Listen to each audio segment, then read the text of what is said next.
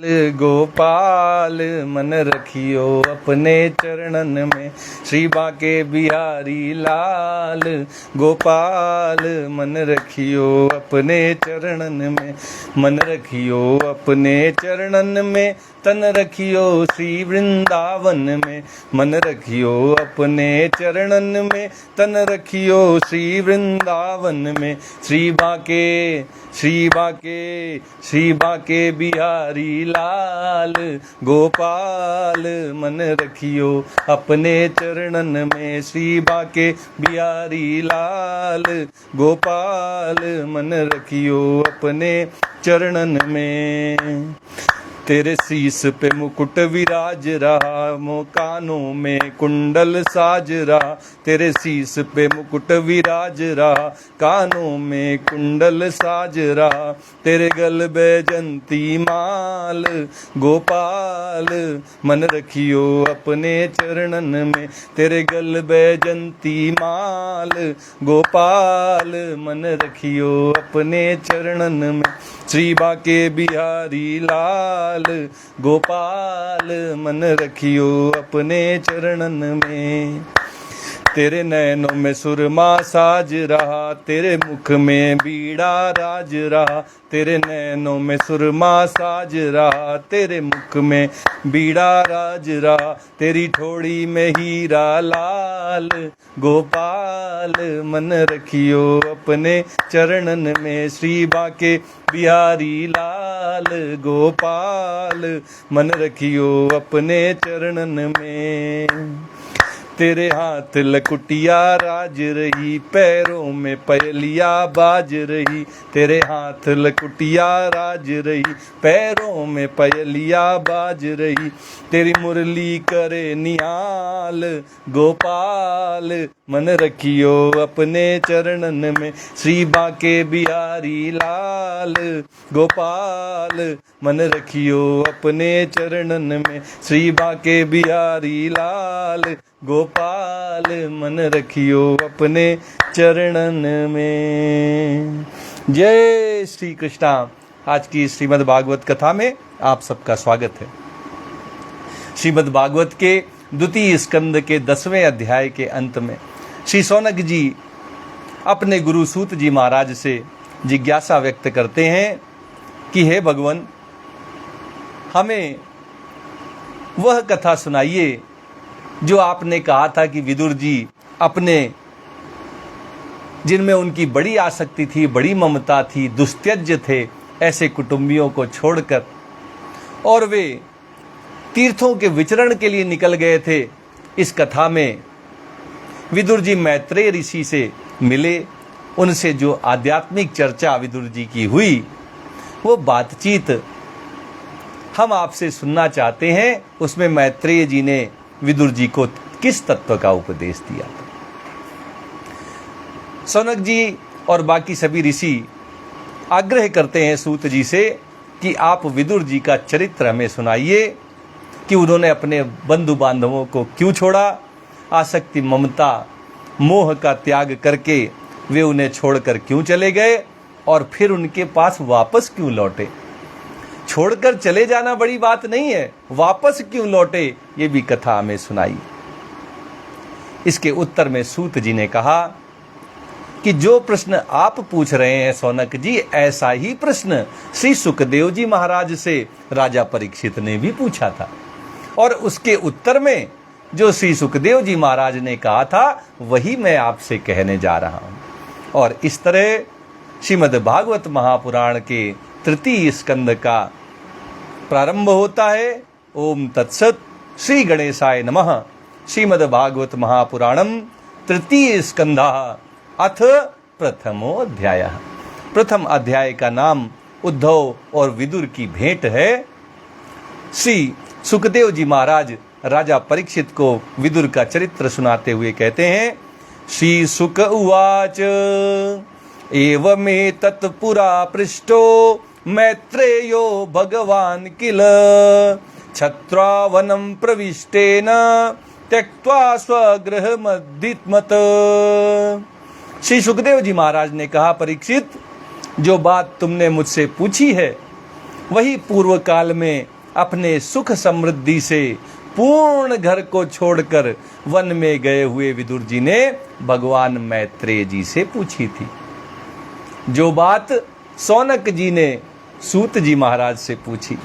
आप देखिए कैसा संयोग है। वही बात परीक्षित ने अपने गुरु श्री सुखदेव जी महाराज से पूछी थी और वही बात विदुर जी ने अपने गुरु मैत्रेय जी से पूछी थी।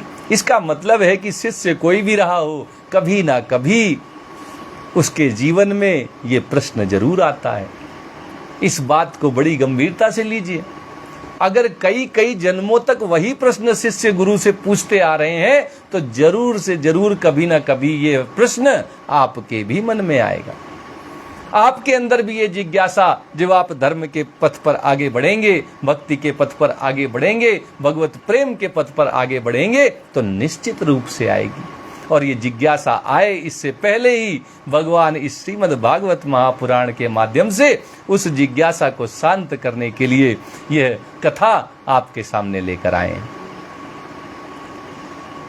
तो सुखदेव जी महाराज ने परीक्षित से कहा कि बिल्कुल यही प्रश्न विदुर जी ने मैत्रेय जी से पूछा था।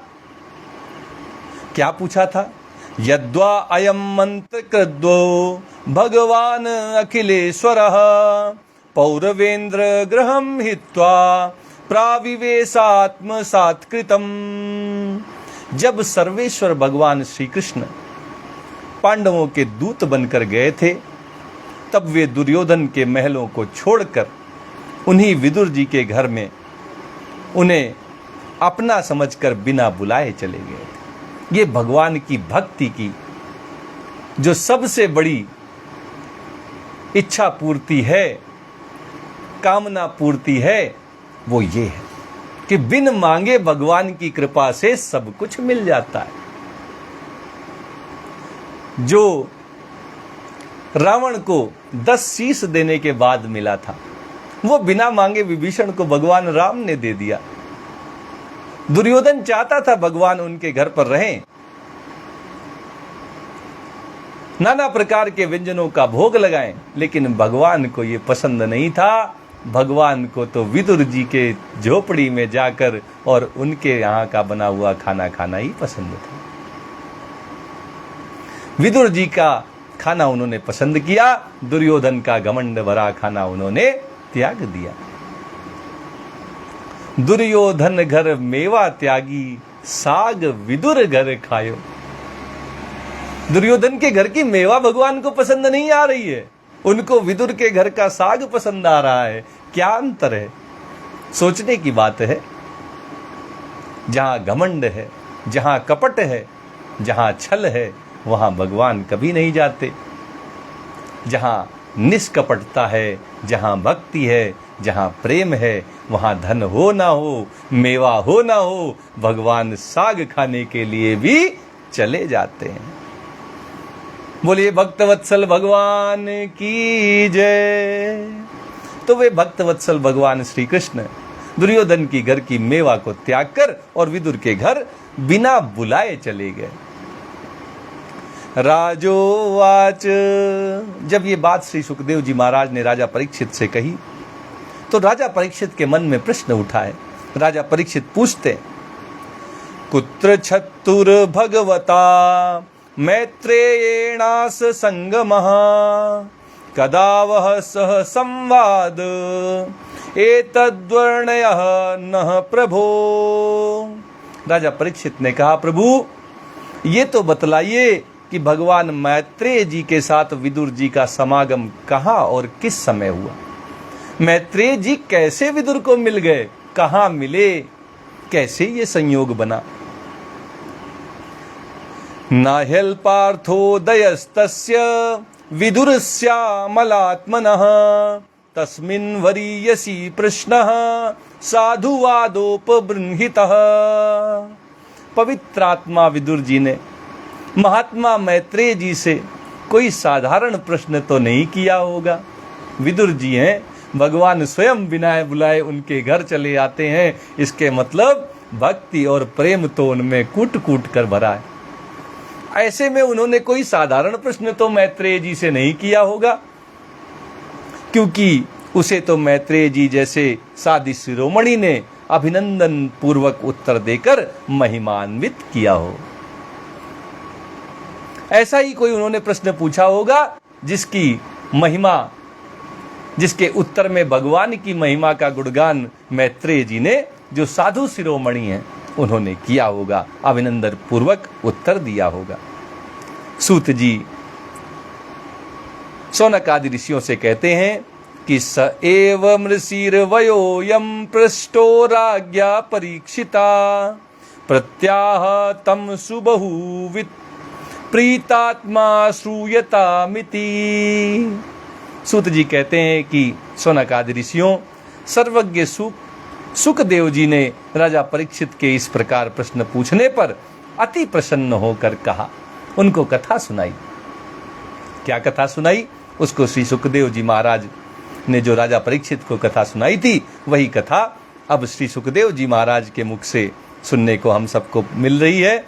श्री सुक उवाच, श्री सुखदेव जी कहने लगे, यदा तु राजा स्वसुतान साधून पुष्ण न धर्मेण विनिष्ट दृष्टिः भ्रातुर्यविष्ठस्य सुतान विबुन्धून प्रवेश्य लाक्षा भवने ददाह।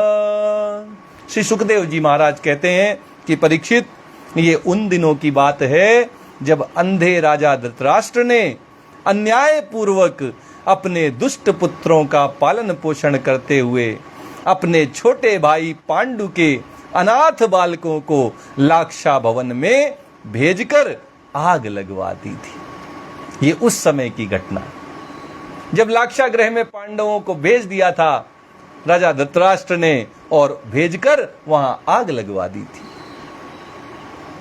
यदा सभायाम कुरुदेव देव्या केशाभिमर्शं सुतकर्म गृहं नवारयामास नृपास्नुषायाः स्वास्त्रैर्हरन्त्याः कुचकुंकुमानि। जब उनकी पुत्र वधू और महाराज युधिष्ठिर की पटरानी द्रौपदी के केस दुशासन ने भरी सभा में खींचे, उस समय द्रौपदी की आंखों से आंसुओं की धारा बह चली और उस प्रवाह से उसके वक्ष स्थल पर लगाया हुआ केसर भी बह चला। किंतु धृतराष्ट्र ने अपने पुत्र को उस कुकर्म से नहीं रोका। राजा पूरी प्रजा का राजा होता है, वो अपने पुत्रों का पिता मात्र नहीं होता, और इसलिए उसका दायित्व बढ़ जाता है। केवल अपने पुत्रों की स्वार्थ सिद्धि के लिए वो किसी दूसरे को कभी भी न तो नीचा दिखा सकता है और ना ही वह किसी को प्रताड़ित कर सकता है। किसी के साथ हो रहे अन्याय में भले ही उसके पुत्र शामिल हो, उसको न्याय करना होता है। लेकिन धृतराष्ट्र से यही चूक हो गई और इसी के बदले उसको इसकी जो कीमत चुकानी पड़ी, वो भारी कीमत थी कि उसके सारे के सारे पुत्र मारे गए। 100 पुत्रों का पिता होकर भी वह बिना पुत्र का ही रहा। तो जब द्रौपदी के साथ यह दुर्घटना हो रही थी, उनके केस खींचे जा रहे थे, वो सबको पुकार रही थी, मुझे बचाइए, मुझे बचाइए। लेकिन उस समय भी धृतराष्ट्र ने उनका साथ नहीं दिया, अपने पुत्रों को कुकर्म करने से नहीं रोका। द्यूते त्वधर्मेण जितस्त साधो सत्यावलंबस्य वनागतस्य न याचतो दात समयेन दायम तमोजुषाणो यदजात शत्रोः।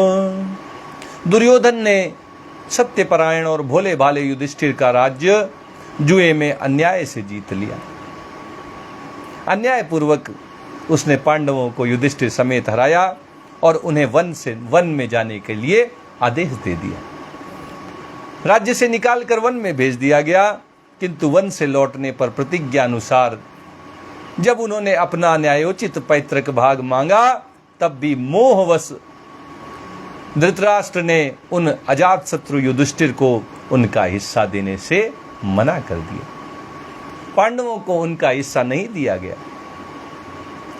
यदाचत पार्थ प्रहिता सभायाम जगत गुरुर्यानि जगाद कृष्ण नतानि पुंसामृतायतानि ममृतायनानि राजोरुमेने छत पुण्यलेसः।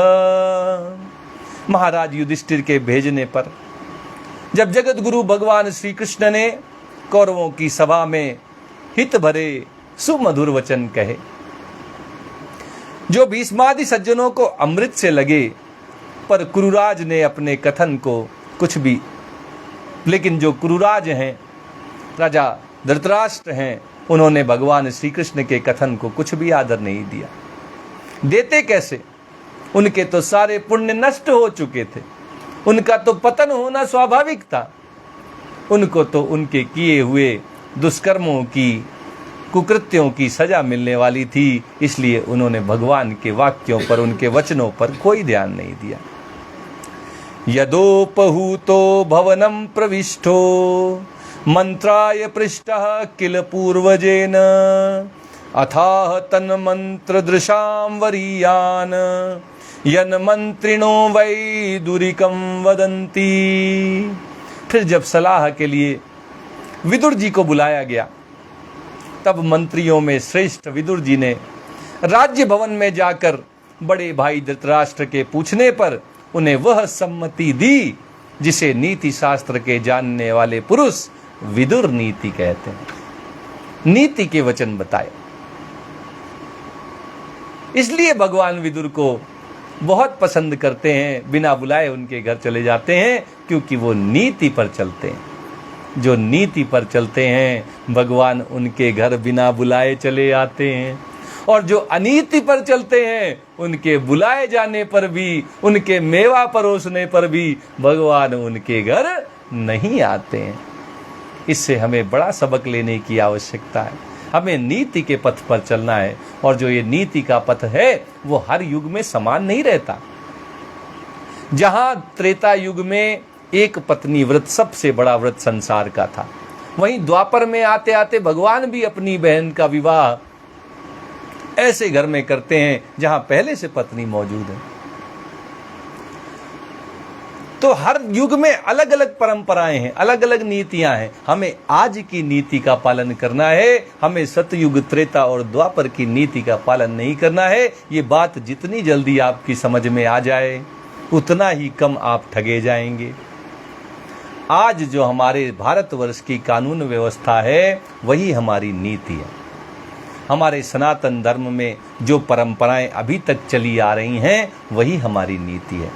हमें पीछे सतयुग की परंपराओं में नहीं जाना है, हमें द्वापर की परंपराओं में नहीं जाना, हमें त्रेता की परंपराओं में नहीं जाना। हमें आज के समय के भारत को जो आगे ले जाएं, उन परंपराओं को, उन नीतियों को पालन करते हुए उनके साथ आगे बढ़ना है। इससे भारत का भी निर्माण होगा, राष्ट्र निर्माण होगा, और हम भी आज के समय के हिसाब से आगे बढ़ पाएंगे। यही हमारे सनातन धर्म की विशेषता है। इसमें रूढ़वादिता नहीं है, नित नूतन है, शाश्वत है, सनातन है, सदा एक रस रहने वाला है, क्योंकि इसमें नई नई चीजें जुड़ती जाती हैं। और जैसे गंगा में नई नई नदियां आकर मिलती जाती हैं और गंगा अविरल भाव से, निर्मल गंगा आगे बढ़ती जाती है, ऐसे ही हमें भी आगे बढ़ते जाना है। हमें रूढ़वादिता में फंसकर पीछे नहीं रह जाना है। विदुर जी ये सिखाते हैं कि नीति पूर्वक चलने वाले अगर भगवान का नाम ना भी लें, भगवान को ना भी बुलाएं, तो भी बिना बुलाए भगवान उनके घर निश्चित रूप से आ जाते हैं। आज की कथा यहीं तक कही जाएगी। आइए श्रीमद् भागवत जी की आरती करते हैं और कथा को यहीं विश्राम देते हैं।